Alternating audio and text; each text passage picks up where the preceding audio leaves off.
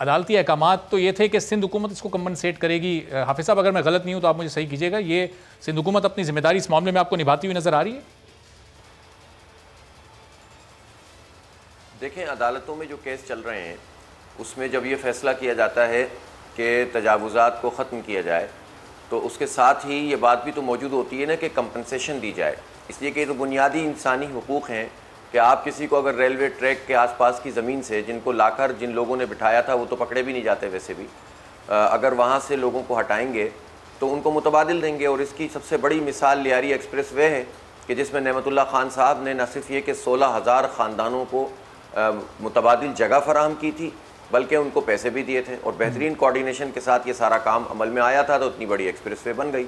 लेकिन अब जब भी KCR की बात की जाती है, ये इफ्तिताह तो कई हो चुके हैं ना, ये तो वज़ीर आज़म ने कोई चौथा पाँचवां इफ्तिताह किया है, इससे पहले शेख रशीद कर गए, उससे पहले दूसरी हुकूमतें कर गईं। इफ्तिताह हो जाता है और उसके बाद फिर ये सारे मसाइल सामने आना शुरू होते हैं, आपस में हुकूमतों के मसले शुरू हो जाते हैं, जो लोग वहाँ बैठे हुए होते हैं उन मज़ीद लाकर बिठा दिए जाते हैं ताकि मज़ीद रेट बढ़ते चले जाएँ, और फिर जो एंड यूज़र होता है वो फंस जाता है, उसको उठा के बाहर फेंकने लगते हैं। नस्ला टावर का मामला भी यही है कि अगर बिल्डर की गलती थी और उसने लीज़ प्रॉपर तरीके से पूरी नहीं की थी, तो ये काम तो बिल्डर का है, सोसाइटी का है, हुकूमत का है, KBCA था उस वक्त, अब SBC है, उनका है। इसमें जो एंड यूज़र है, जिसको कागज़ दिखाए गए कि बिल्कुल सही जगह है, जिसको कागज़ दिखाए गए कि रेगुलराइजेशन हो गई है, जिसको कागज़ दिखाए गए कि आप बिल्कुल लीगल जगह पे बैठे हैं, किसी फुटपाथ को आपने नहीं घेरा और किसी सर्विस रोड को आपने नहीं घेरा, तो एक आम आदमी जो अपनी पूरी जमा पूंजी उसमें लगा देता है वो आकर वहाँ पर बैठ गया है। उसके इसमें मिडिल क्लास के लोग हैं ज़्यादातर, जिन्होंने मुलाजमतें की हुई हैं, थोड़े थोड़े पैसे बचाकर अपना घर बना लेते हैं। अब जब घर बन गए और 3 साल से रह रहे हैं, तो जब ये हुक्मनामा आए कि इनको गिरा दो, तो फिर साथ में ये हुक्मनामा भी तो होना चाहिए ना कि फिर इनके लिए मुतबादिल जगह बना दो और मुतबादिल जगह पे उनको बसाओ। उसका तो कोई कसूर नहीं है जिसने कागज़ देखकर पूरे पैसे दिए हैं, बल्कि अनफॉर्चुनेटली ये भी अधूरी चीज़ रह जाती है कि जो असल मुजरिम होते हैं, जो ये कब्ज़े करवाते हैं, जो नाजायज़ तरीके से एलोकेट करते हैं चीज़ों को, उनको तो कोई अदालत सज़ा दे ही नहीं रही है। उनके लिए तो सारा मैदान खुला हुआ है, जो अवाम है वो पिसते हैं हर जगह। तो हमारा मुतालबा यही है चीफ जस्टिस साहब से भी कि आप रिविजिट करें इस मामले को। इस तरह 3 साल से रहने वाले, अपनी जमा पूंजी लगाने वाले कहाँ जाएंगे? हाफिज साहब, ये कुछ तो इंसानी हुकूक का मामला है, तजावुज़ात केसेस के जो मुतासिरीन बात आती है बुनियादी इंसानी हक की, तो वो सब चीज़ों पे पाला आपसे मिले भी हैं। अब उनकी मुश्किलात हैं क्या? क्या अदालत की अहकामात नहीं है कि सिंध गवर्नमेंट जो मुतल्लिका बिल्डर है उनको कंपनसेट करे? क्या सिंध गवर्नमेंट से या मुतल्लिका बिल्डर से उनको वो रिस्पांस नहीं मिल रहा? इस वक्त उनकी मुश्किलात हैं क्या? क्योंकि नस्ला टावर से मुतालिक भी खबर आई थी कि अब उसके बिजली के, गैस के कनेक्शंस मुनक़ता कर दिए जाएँ और उसको गिराने की तैयारी अब हो रही है। तो इस वक्त जो मुतासिरीन हैं उनके जज्बात और एहसासात क्या हैं? देखें, जो मैं तो अफेक्टीज़ की बात कर रहा हूँ ना, जो मुतासिर, मैं उनको मुतासिर कह रहा हूँ इसलिए कि वो इस हुक्म की जद में आ रहे हैं जो अधूरा हुक्म है। और उसमें उन्होंने कहा है चीफ साहब ने कि बिल्डर जो है उनको पैसे दे। भाई, बिल्डर से पैसे दिलवाने का क्या मैकेनिज्म है? कौन तय करेगा? किसको उन्होंने मुकर्रर किया है? किसी नाजिर को मुकर्रर किया है? किसी CM को मुकर्रर किया है? किसी सिंध हुकूमत को? जहाँ तक इस बात का ताल्लुक है कि बुनियादी तौर पर तो ये सिंध हुकूमत ही की जिम्मेदारी है कि वो अगर यहाँ के आवाम, कराची के को अगर वो अपना सूबे का हिस्सा समझते हैं, सिर्फ खाने के लिए नहीं है, कुछ लगाने के लिए भी है, या वफाकी हुकूमत की भी जिम्मेदारी है।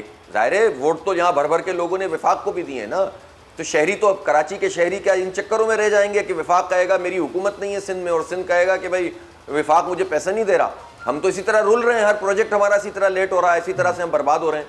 तो ये मामला ऐसा है जिसमें हुकूमत को आना चाहिए, इंसानी हुकूक का मसला है, CM को इसमें आकर इनके साथ बैठना चाहिए, बिल्डर को साथ बिठाना चाहिए, इनको मुतबादिल फराहम करना चाहिए अगर गिराना इतना ही ज़रूरी है।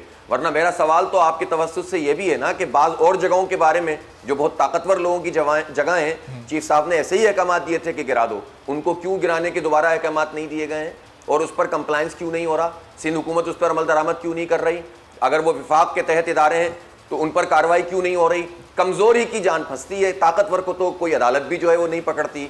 तो इंसाफ इस तरह नहीं होता है। चीफ साहब, इंसाफ पूरा कीजिए और लोगों को छतों से महरूम ना करें, बल्कि उन मुजरिमों को पकड़ें। इसमें ज़ाहिर बुनियादी जिम्मेदारी आपने भी उन मुजरिमों को पकड़ें जो सबके साथ मिले हुए होते हैं। मंदू खेल साहब, अब इसमें सिंध हुकूमत अपना क्या किरदार अदा कर सकती है? ज़ाहिर है अदालती अहकाम आ गए, बिल्डर से अगर कंपनसेशन मनी आपको दिलवाना है उन लोगों को, तो सिंध हुकूमत की जिम्मेदारी है। अभी तक आपने इस सिलसिले में कहीं कोई इक़दाम शुरू किए हैं? देखिए, मैं हाफिज़ नईम साहब की बात और जज्बात बिल्कुल समझ रहा हूँ और काफ़ी हद तक वो दुरुस्त भी कह रहे हैं।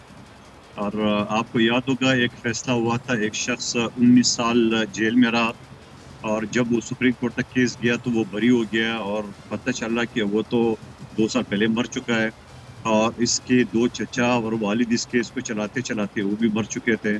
तो ऐसे मिसाल तो हमारे सामने एक कराची में एक शख्स को मैंने 28 साल बाद पहली मरतबा अदालत में पेश करा है। बहुत सारे केसेस में हवाला दे सकता हूँ। तो मैं हफीज साहब की इस बात से इत्तफाक करता हूँ कि चीफ जस्टिस साहब को सबसे पहले बिल्डर को जेल में डालना चाहिए और बिल्डर से पैसे इस तरह वसूल नहीं होते हैं। देख के मुझे 28 साल हो गए सुप्रीम कोर्ट तक प्रैक्टिस करते हुए, और ये जो बेचारे अगर टावर गिराया गया है तो ये फुटपाथ पे आ जाएंगे और फिर ये सिविल सूट दाखिल करेंगे बिल्डर से रिकवरी के लिए। तो सिर्फ बिल्डर को जेल में डालने का मुतालबा आप कर रहे हैं, या जिन लोगों ने बिल्डर को इजाजतनामा दिया, एनओसी दी, लीज दी, वो भी इसमें बराबर के कसूरवार हैं, उन्हें भी जेल में डाला जाए? देखिए मैं एक चीज बताऊँ आपको, ये इशू क्या है। इशू ये है कि बिल्डर ने एक्सेस जमीन यानी कोई 1100 समथिंग उसके एरिया है और 500-600 गज उसने मजीद उसके साथ मिला है। देखिए अब इसमें आवाम का क्या कसूर है। आवाम के सामने मैं आपको डिफेंसिव का हवाला दे रहा हूँ कि डिफेंसिव मैं यहाँ रहता भी हूँ, तो ये 4000 घरों का 1200 घरों का उन्होंने परमिशन लिया था और तामीर कराया 4000, ठीक है, और आज तक वो रेगुलाइज कंप्लीट नहीं हो सकता है। और नियामतुल्लाह खान साहब के दौर में रेगुलाइज की कोशिश की गई, चालान भी जमा हो गया, मगर उसके बाद ये सिलसिला रुक गया। तो मैं समझ रहा हूँ कि मधुवल साहब, ये सवाल यही तो है कि देखें 13 साल से पीपल्स पार्टी की हुकूमत है, ये इस लीज कैसे मिल जाती है, इजाजत कैसे मिल जाती है, एनओसी कैसे मिल जाता है फिर ऐसे बिल्डर्स को? आपको देखिए एक चीज बताओ, आपको हर चीज आप सिंध हुकूमत पे नहीं डाल सकते हो, हर अफसरान में। और अगर मैं ज़बान खोल दूं तो मैं बहुत सारे अफसरान से मैं भी नाराज़ हूँ, मैं भी खदशाते मुझे, क्योंकि मैं एक इलाके का MNA हूँ और मुझे काम कराना होता है।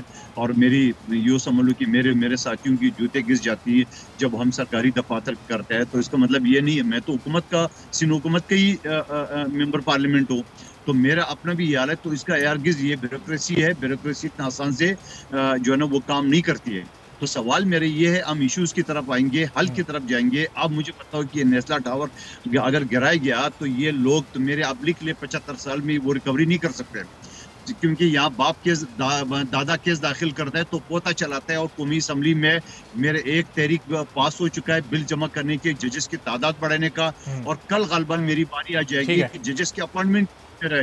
तो मैं बहुत सारी कानून साजी के लिए कौमी असम्बली सतह पे ये बिल ला रहा हूँ। जाहिर है आप मधुवल साहब कह रहे हैं कि सालों यहाँ तो लग जाते हैं, नस्लें आने वाली वो भी केसेस की पैरवी करती रहती है, लेकिन फैसले नहीं आते।